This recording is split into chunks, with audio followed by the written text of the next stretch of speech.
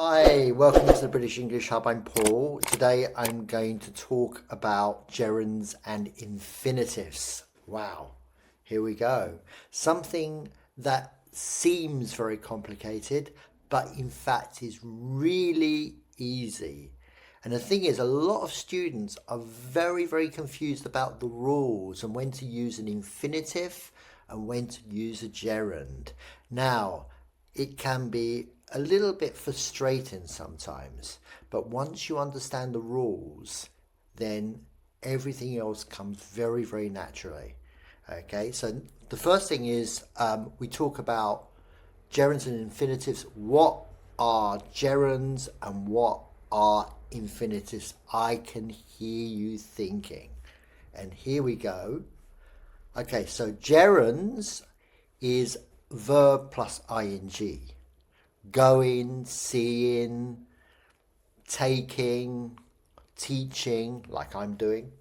Okay, and that actually theoretically is a noun, believe it or not, but we won't go into the intricacies just yet. Okay, and then we have infinitives, and an infinitive would be to plus verb: to go, to see, to do, to teach, to learn, etc., etc., etc. Very simple concept in everyday grammar. Sentences with two verbs. And this is really common in every single language. So, we're going to give you some examples of that. So, I like playing computer games. I don't necessarily, but lots of people do. I like is the auxiliary verb. I like. Help, what we call a helping verb as well. And then we have the main verb, playing. Main verb. Two verbs, auxiliary verb or helping verb, and then the main verb, like playing. Two verbs, do you see? Two verbs. And here's some other very interesting examples. I enjoy doing my homework. What is that?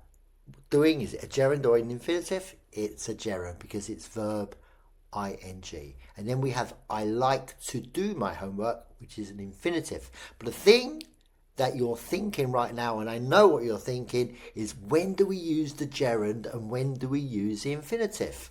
I am completely confused about this, but I'm going to explain everything, so don't worry. If we use gerund or infinitive, it depends on the helping verb. So this helping verb is really important. So for example, let's look at one particular helping verb here. Finished. And this is a helping verb because you need a second verb here.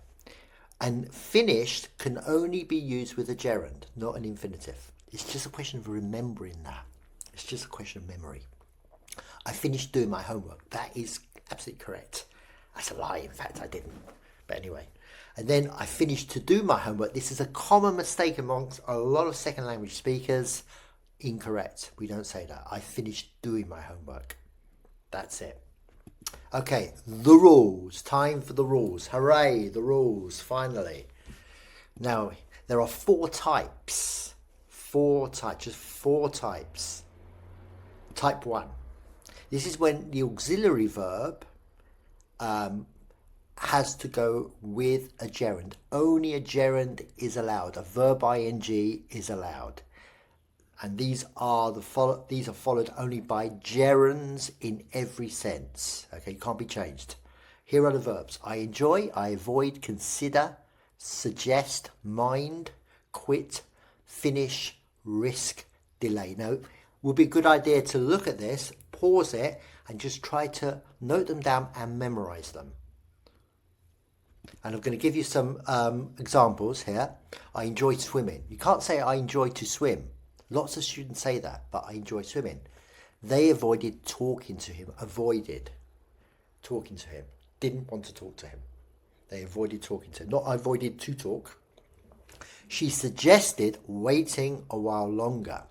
She's not suggested to wait, suggested waiting. We quit working the other day. We quit working. Not we quit to work. We quit working. Paul considered moving away from London, which he has done. Yes, he's moved to Greece, which is great. Lovely weather here. Fantastic. Again, considered moving, not considered to move. Considered moving.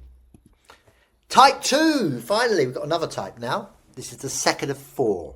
Okay, auxiliary verb plus infinitive. Now, only the infinitive is allowed in these particular auxiliary verbs. These verbs are followed only by to plus infinitive. So, want to, need to, decide to, plan to, hope to, promise to, agree to, pretend to, manage to, fail to. And these are obviously there are more, but these are the main ones. So, examples. She wants to leave. We don't say she wants leaving. She wants to leave. They decided to stay. Don't say they decided to stay. Don't forget the to. It's really important. He managed to finish the job. You didn't say he managed finishing the job. He managed to finish the job. Max pretended to be ill.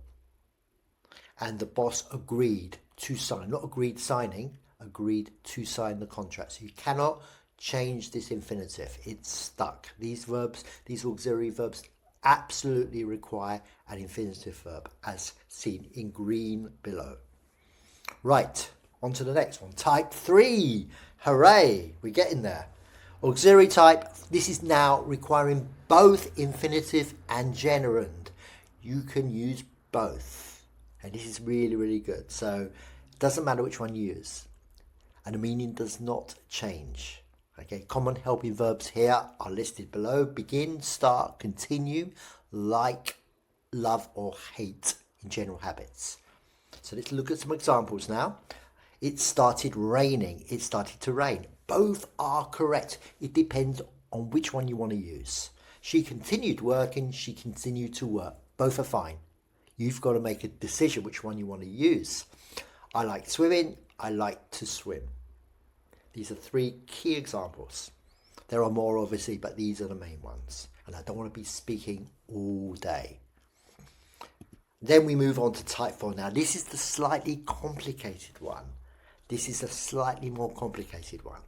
So the auxiliary types for both but different meanings. Oh my God, different meanings. These verbs allow both forms, but the meaning changes.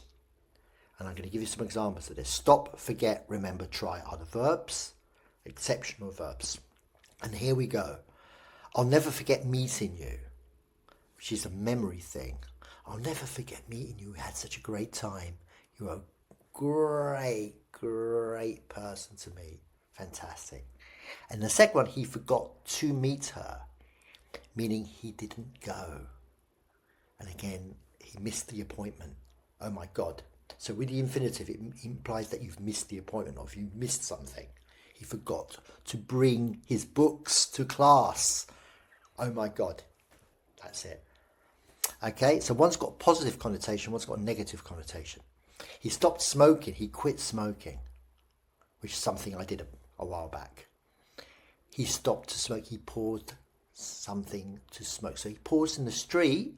He stopped by a shop to smoke. And that's a completely different meaning. So one is quit altogether, one is stop walking to have a cigarette. Try pressing the button, experiment. Try to press the button is to make an effort. Okay, so try pressing the button. Okay, very purely experimental, and try to press the button is to make an effort. And then the last one is I remember locking the door, which is a memory of a past action. Oh, I remember locking the door. Great, that's fine. And the next one is a warning. Remember to lock the door. So just before you go out, I'm going to say to my friend or partner, whatever, hey, James, remember to lock the door before we go out. Don't forget. Don't forget. So here they are. All these separate meanings. It's a bit complicated, but you need to practice. That's the main thing. Anyway, thank you so much for listening. Until next time, please subscribe. Please stick a like below. And please, if you have time, write a comment. Something really, really positive just to keep us going. Until next time, take care. Bye-bye.